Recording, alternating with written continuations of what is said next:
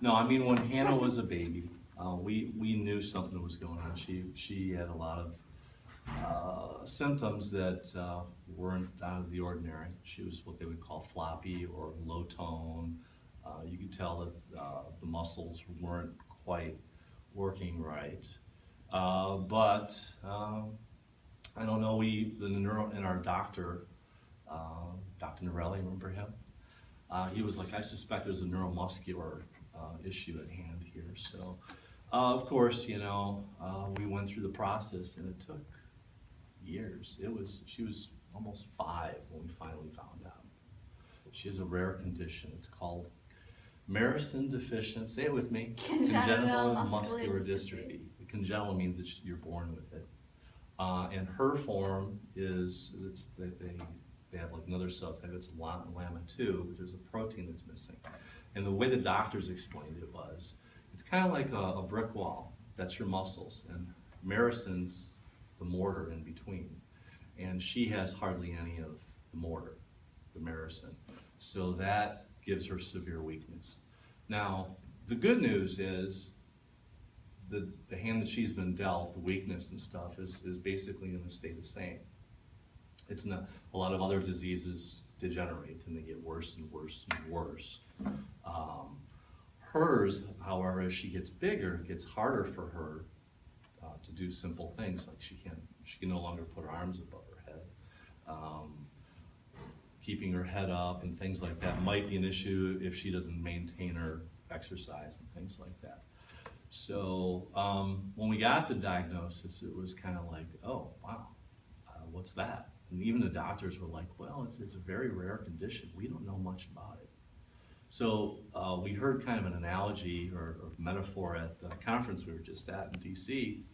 They said it was kind of like being presented, here's a puzzle you have to put together, not knowing what that puzzle looks like, and oh, the lights are going to be out. So we don't know anything about this, the doctor said. There's not a lot of data on this type of condition because it's so rare. And so it was kind of a really helpless feeling. I mean, you really felt alone, when you got a diagnosis. And of course, fearful for her because, this is your baby and everything, and you want the best. And you want them to be healthy and wise and stuff and grow up and have a normal life. And right away, there was this big challenge. So it's like, okay, well, what do we do? So the great thing that happened, well, let me just tell one quick thing here, and I'll try not to get all choked up like I usually do. Good luck. So the first couple years were really, really challenging. One of the side effects of this thing is because there's limited muscle, and those first few years are really important for a child's development. She had a lot of respiratory infections. And with her, the respiratory infections weren't just a simple cough. I mean, we were in the hospital 5 times in 2 years. And one of those times, she had a collapsed lung, and she got pneumonia, and she started filling up with fluid. And it was really scary. And even the doctor said, we don't know how she's gonna pull through this. But fortunately, she did, because she's strong. And it was right after that, I think it was right after that, soon after that, that we got the diagnosis. They had to get a muscle biopsy and then send out for gene analysis, get that testing, and found out that she has this rare condition. So that was really hard in the beginning. Then we got in the MDA family. And right away, they put us in touch with different doctors and things, got us in the family, so to speak, meeting other families who were facing similar ordeals, wondering how do we take care of our kids, what do we do, what kind of information is out there, what can I do to help her. So the doctors at Children's Hospital were great. They got us on a plan of how to prevent future respiratory infections with good nutrition and exercise and all the other things. Her daily routine used to be really, really crazy. Yeah. It's kind of mellowed out, but I mean, She used to have, I don't know, 5 different machines. There used to be an encephalator. There was one thing that would take out mucus to keep that from building up. She'd have to have this cough assist, which would push air in like a vacuum and then pull it out. And it was supposed to help expand the lungs. And she used to cry when we pull it out because she hated it. She hated the big machine. She still does. We have it downstairs. We won't bring it upstairs. She has to have nebulizer treatments if you know anybody, or with asthma or anything like that. They have to take treatments. She's had to do that ever since you were about 5, I think. We started doing that. Yeah. She had the vest for a while. You ever see that thing? It's like it inflates. It's like it's hooked up to what looks like almost like a vacuum kind of thing, and it blows air into this vest.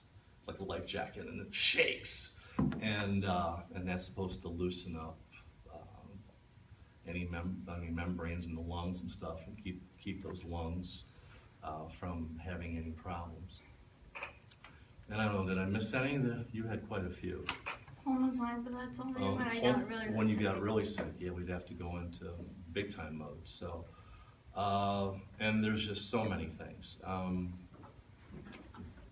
And then more recently, in like the last 6 years, 7 years, BiPAP at night because of her low muscle tone. She also hasn't developed the lungs that you would get from running and moving around, and as a kid, all the activities you get expands the lungs, and of course, you know, your chest cavity gets large and everything to expand with that. Her condition, the chest actually can be a little rigid and inhibits that expansion and stuff. So she doesn't have the volume breathing in. So that's why BiPAP is really important. So there's a lot of different things that, you know, she's had to deal with, and there's other kids with other conditions that are a lot worse. I mean, they have to be continually turned over and all sorts of things. So we consider ourselves to be lucky to be able to have kind of managed it in such a way that it hasn't been really serious. She hasn't been hospitalized in years, except for surgeries, and hopefully those are done. She hasn't had any major respiratory infections, which is great, right? We get an occasional cough. There's lots of sicknesses the last few years, but last year was only, I think, the first time you actually stayed home for a couple of years. Yeah. So that's good. We've had a lot of really good things happen. The encouraging thing is when we started this thing, they didn't know anything.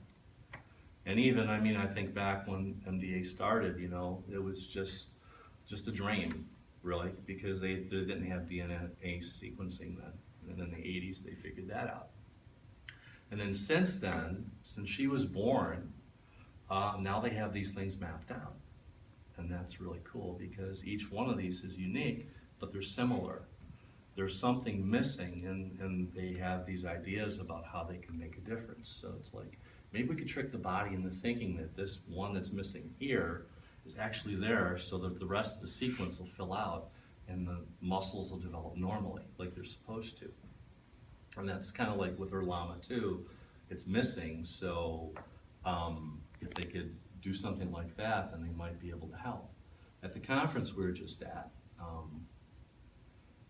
about 5 years ago, there was a trial. It was with mice and stuff, and it was with this certain drug. Remember the name of it? Oligopol. And with the mice, it slowed down the progression of this process in the body that keeps the proteins.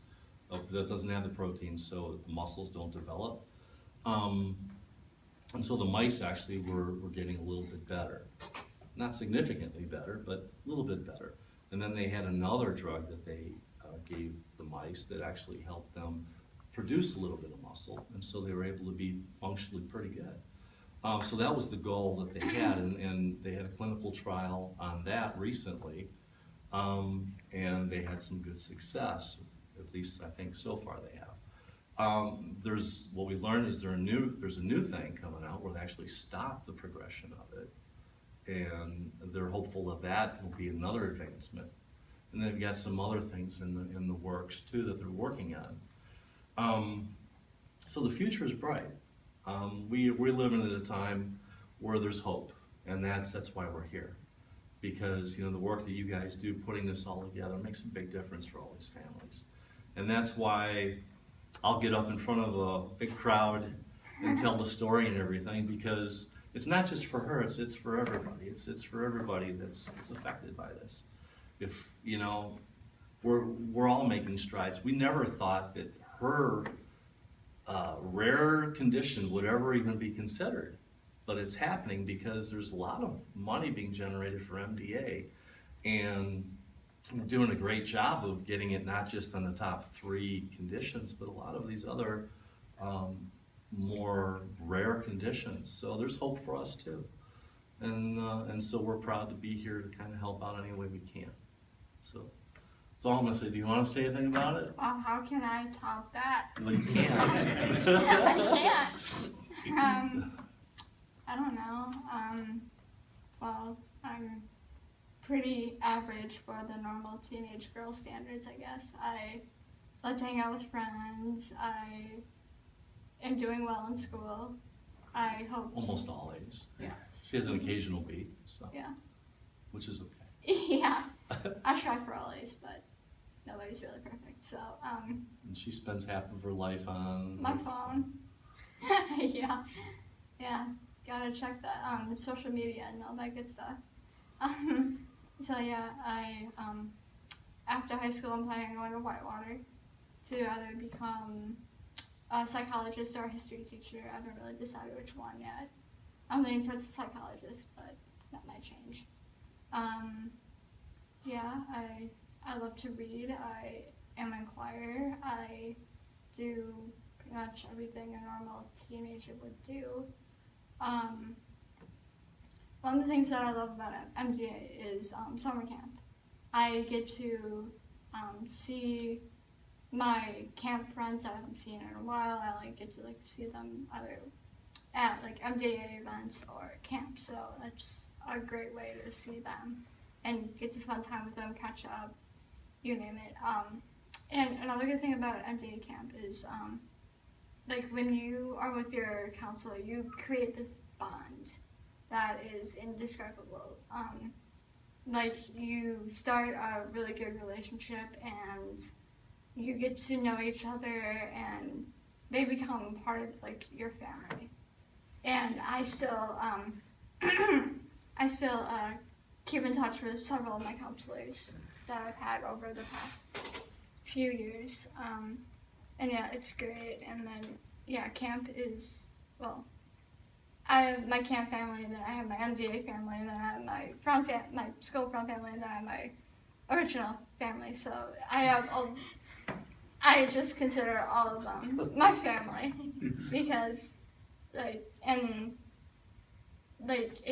it's great. And a lot of people at camp don't look at you differently because a lot of the people are going through the same thing.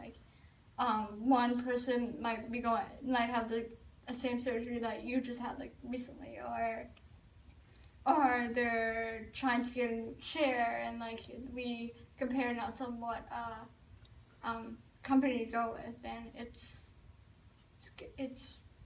awesome, I guess. Yeah, Well done. Yeah. Yeah. That was really good, Hannah. Really good. Yeah, she has a